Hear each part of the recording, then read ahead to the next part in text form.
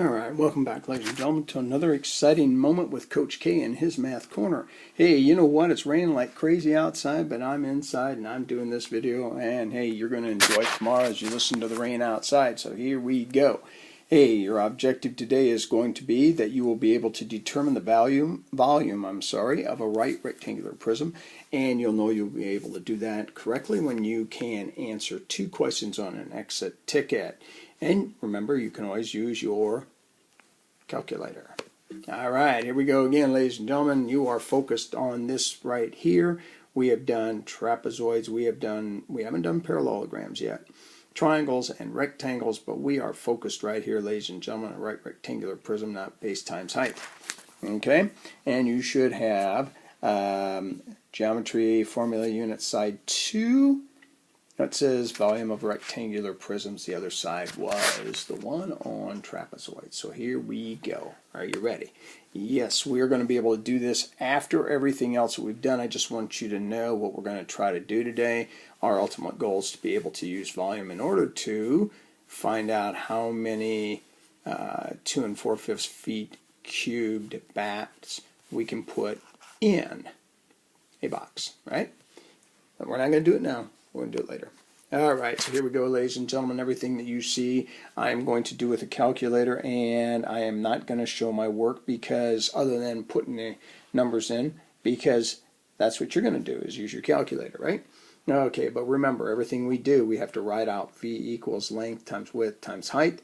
V equals, our length is going to be 7, width is 5, height is 7, and these 2 numbers we don't need.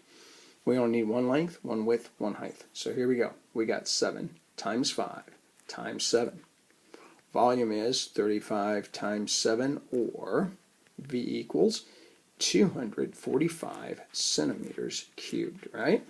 I didn't need to use my calculator for that because I could do that mentally. Alright, here we go. Make sure you write everything down. Ready? Here we go. Everything. Example number 2. Here we are. Volume equals length, width times height. Again, this is substitution. This is an equation. That's why you need to write it out. V equals, and we have our length is 7 4/10, our height is 5 9/10, our width is 4 7/10. So we have 7 4/10 times 4 7/10 times 5 9/10. We don't need these 2 because those 2 are just repeats of what we've already used. All right? V equals, and I'm going to do it with my calculator while you do it with yours, and we have 7 4/10 times 4 7/10 times 5 9/10, right? Equals, and we have an answer of 205 and 202 thousandths centimeters squared. If you rounded that to the nearest tenths place, you would draw your wall there and you look at the other side, zeros there, and the answer would be 205 and 2/10 centimeters cubed, not squared like I said before, right? Not squared but cubed. We're taking 3 parts. Yeah? 3 parts, the length, the width, the height. Okay. That is your answer, ladies and gentlemen. Let's move on. Let's make this a little quicker. All right, number 3. Here we go. Example 3. Hey, we got a volume again. Remember, your objective is to be able to solve for the volume of a right rectangular prism. V equals length times width times height. V equals, and we're going to deal with fractions. Here's our length, our width, and our height. You can use your calculator a little easier than maybe I can to find the answer to a fraction, and so let's try it. Here we go. We've got, and I'm going to write them as improper fractions right away. Okay, so our length is 13 halves times our width, which is 11 halves, times our height, which is 34 sixths. Okay, and I'm going to say that we're going to take 13 times 11. 13 times 11 times 34 equals 4,000 862 divided by 24. Our volume is probably going to be around 200 something. So we're going to divide that by 24, which is 2 times 2 times 6. And that is 202. And we're going to have to round it because we have this, ladies and gentlemen. And all we've got is a 3 that repeats. If we would round it to the nearest tenths place, which is this number right here, we look at the other side. The 8 would make the 5 go up 1, so it'd be 202 and 6/10 feet cubed.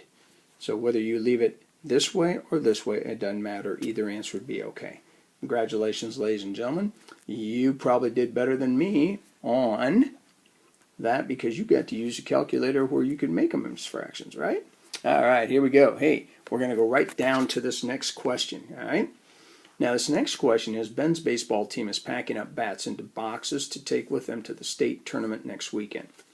Each bat box has measurements of 3 1/8 feet long, 4 3/4 feet wide, and 1 2/5 feet tall. What is the volume of each box? Well, we have to collect our evidence, which is this. This is our length, our width, and our height. And these are baseball bats, and the question is, what is the volume of each baseball box? All right, each baseball box. All right, so we have to line it up, start it. A equals length times width times height. And again, I'm going to automatically make these improper right away, so it'd be 25/8 times 19/3 times 7/5. Okay? And my calculator went away, and so I have to bring it back. And here we go. And so right away, I'm going to take 25 times 19 times 7. And that would give me 3,325 on the numerator side. Denominator would be, let's see, 40 is 5 times 8. 40 times 3 is 120. So I'm going to divide that by 120. And I'm going to get 27. And then I have a remainder after that. So or 27.7083333, right? So here it is. We would probably divide 3,325 by 120. Now I'm going to double check to make sure that's right, and because I don't want to make any errors. 25 times 19 times 7. Yep, 3,325 and 8. Whoa, I said 3, didn't I, ladies and gentlemen? I made a major error right there. Major. Just a major error. Yep, I did. I forgot to put a 4 there. Aye. That's not good. Alrighty. So, hey, right off the bat, that's why you double check, because you made a mistake, Mr. Common. Coach K, you got to get it right. Alright, so here we go, ladies and gentlemen. So instead of 120 down here, we want to write something else. We want to write 32 times 5, which would give us 160. So we're going to divide this by 160. And if we divide 3,325 by 160, we will get the answer of 20 and 78 hundredths, and then you got 125 after it. And I'm just gonna, I'll leave it like that. But if you wanted to round it, it'd be 20 and 78 hundredths, because the 1 doesn't make the 8 go up. But we'll leave it like it is, okay? And we are going to divide it because we want to know how much each bat has a volume, right? Of 2 4/5 feet cubed. And this is feet cubed as well. And it says, using your findings in Part A, how many bats will fit into each box? Okay, so here's our volume for each box, right? And what we want to know is, we want to find out how many of these bats that have a volume of 2 4/5 feet cubed will fit into this box. So we're going to have to divide this 20 and 78 hundredths, or 78,125 10,000ths, or 100 thousandths, by 2 and 4/5, which would be, remember, 4/5 equals 8/10, right? So we could say 2 and 8/10. So I want to know how many of the 2 and 8/10 I can fit into the 20 and 78,125 10,000ths, right? So we got 20 and 78,125 divided by 2 and 8/10 equals, well, you're not, it comes out to be 7 point, here, your answer is, I'm going to write in a different color. That way I can, you can see what I'm talking about. I'll use this color, yeah? Okay, and you can see that it comes out to be 7.4217875. Well, there's no way in this world that you can take a bat, a complete baseball bat, and have it less than a hole. So this answer goes away, and we really only can pack about 7 bats per box. Okay? It says in part A, how many bats will you fit into each box? Okay, so how many of these will we fit into that? Answer right there, and of course it's about 7 bats. Okay? That took a while, I understand. Alright, here we go, ladies and gentlemen. You know what? We're going to move right on down the road, and you have 2 independent tasks. When you're done, let me know, and I'll go over them. Thank you. I'll put the answers there. Go. Alright, ladies and gentlemen, here we go, and you're going to put the answers in, right? You can use your calculator. You know what that is, don't you? Calculator. Yes, you do. And we're going to be able to go ahead and figure out the answers real quick. So, hey, you're just going to go volume equals length times width times height. V equals, and actually this first one I don't even need to use my calculator because we have a length, we have a width, and we have a height.